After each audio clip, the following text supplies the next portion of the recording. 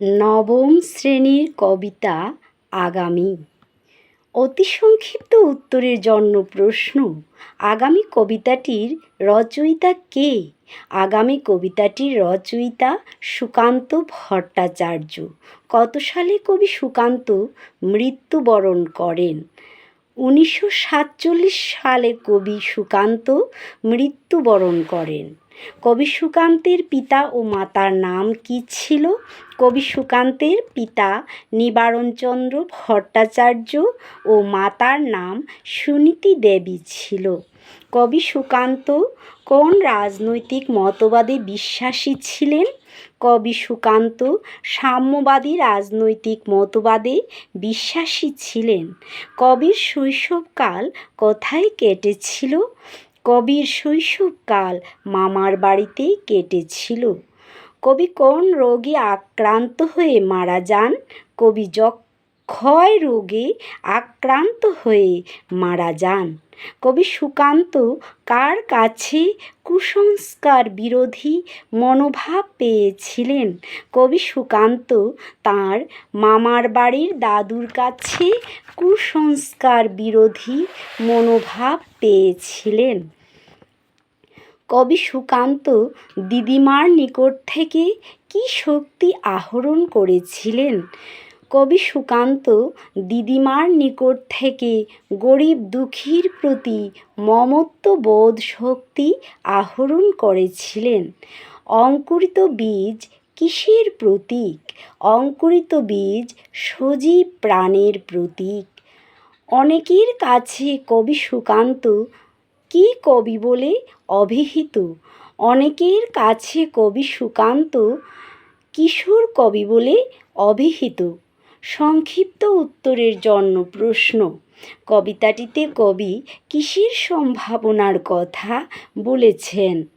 কবিতাটিতে কবি ছোট থেকে বড় হয়ে ওঠার সম্ভাবনার কথা বলেছেন। ক্ষুদ্র গাছের বীজ হোক বা মানুষের শিশু হোক, সজীব প্রাণ পরিচর্যা পেয়ে অসীম উদ্দীপনা নিয়ে বড় হয়ে ওঠে। মাটিকে ভেদ করে বীজের অঙ্কুর বের হয়। মাটি, জল ও সূর্যালোক পেয়ে খাদ্য প্রস্তুত করে অঙ্কুর থেকে মূল, কাণ্ড, পত্র, ফুল ও ফলে পরিণত হয়ে সবার উপকারে আসে। এত সব সম্ভাবনা একটা ক্ষুদ্র বীজের মধ্যে সমাহিত থাকে। কবিতায় অঙ্কুরিত বীজটির অন্তরে কিসের স্বপ্ন ফুটে উঠেছে? কবিতায় অঙ্কুরিত বীজটির অন্তরে বটবৃক্ষের মতো বিশাল মহীরুহে পরিণত হওয়ার স্বপ্ন ফুটে উঠেছে। সে বলেছে, সে জড় নয়, মৃত নয়, অন্ধকারের খনিজ নয়, সে জীবন্ত প্রাণ। যদিও বটবৃক্ষের সমাজে আজ সে খুব ছোট, তথাপি তার মনে দুঃখ নেই। তার মনে অসীম উৎসাহ রয়েছে, অন্তরে স্বপ্ন জেগেছে। আকাশের ডাকে সেও একদিন অঙ্কুর থেকে পল্লবিত হয়ে মুকুলিত হয়ে হয়ে বাতাসের তালে তালে বৃষ্টি পেয়ে মাথা নেড়ে নেড়ে বিরাট হয়ে উঠবে। তখন তার শিকড় দৃঢ় হবে, ঝড় তাকে উপড়ে ফেলতে পারবে না। কখনো সে পরাজয় মানবে না, থেমে থাকবে না। কবিতাটিতে কবি পরোক্ষভাবে মানব মনের বিপুল প্রেরণা জুগিয়েছেন। অঙ্কুরিত বীজটি বড় হয়ে কী করবে বলে প্রতিশ্রুতিবদ্ধ? অঙ্কুরিত বীজটি বড় হয়ে ছায়া দেবে, ফুল দেবে, ফল দেবে, দেবে পাখিদের আশ্রয়।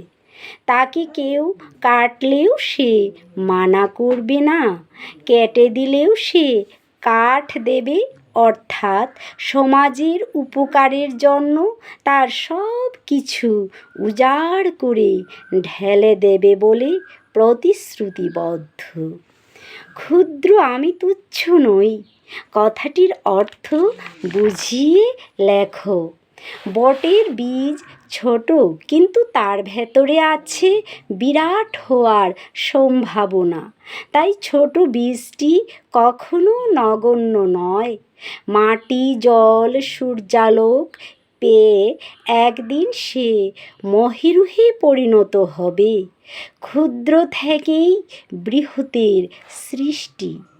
অতি ক্ষুদ্র ভ্রূণ থেকে মানুষের সৃষ্টি হয়। ছোট শিশু উপযুক্ত পরিচর্যা পেয়ে একদিন বড় হয়, মহৎ হয়।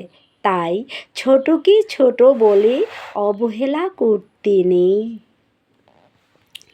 আগামী কবিতাটির মর্মার্থ সংক্ষেপে ব্যক্ত করো, অথবা আগামী কবিতায় কবির বক্তব্য বিষয়ে আলোচনা করো, অথবা আগামী কবিতাটির সারাংশ লেখো। কিশোর কবি সুকান্ত ভট্টাচার্য আগামী কবিতায় একটা প্রাণের ভেতরে যে কতখানি উদ্দীপনা রয়েছে, ভবিষ্যৎ সম্ভাবনা রয়েছে, তা প্রকাশ করেছেন অনাবিল ভাষায়। সাম্যবাদী কবি প্রতিবাদ করেছেন সমাজের ছোটদের প্রতি তুচ্ছ তাচ্ছিল্য মনোভাবের। তিনি বলেছেন, একই ধরিত্রী মায়ের বুকে পালিত সজীব প্রাণীরা পরস্পরের উপকারী। ছোট একটি বীজের উপমা দিয়ে বলেছেন, উপযুক্ত মাটি, জল, সূর্যালোক পেলে সেও মহামহিরুহে পরিণত হয়ে তার শিকড় থেকে ফল পর্যন্ত উপহার দিয়ে অন্যের উপকারে আসে। ঠিক সেভাবে একটি ক্ষুদ্র ভ্রূণ থেকে উপযুক্ত পরিচর্যা পেয়ে মহান মানবে পরিণত হয়ে মানুষ সমাজের উপকারে আসে। কেউ তার অপকার করবে এ কথায় সে ভ্রূক্ষেপ করে না। যেভাবে বৃক্ষকে কুঠার দিয়ে কাটলেও সে মানা করে না, কাটা গাছটাও মানুষের উপকারে আসে। তাই ছোটকে উৎসাহ দিয়ে তার আত্মশক্তির দোয়ার খুলে দিতে হয়। যেভাবে কবি সুকান্ত অসীমের পানে ইঙ্গিত দিয়েছেন সৃষ্টি রহস্যের তালে তালে। ব্যাকরণ সন্ধি বিচ্ছেদ করো।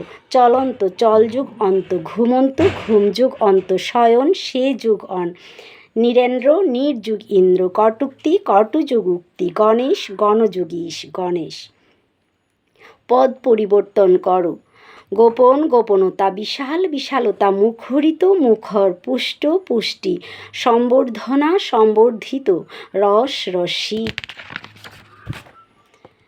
খনিজ খনি, আকাশ আকাশী। বিপরীত শব্দ লেখো। বিশাল ক্ষুদ্র, সম্মতি অসম্মতি, বিনাশ অবিনাশ, বন্ধু শত্রু, চেতন অচেতন, গোপন প্রকাশ।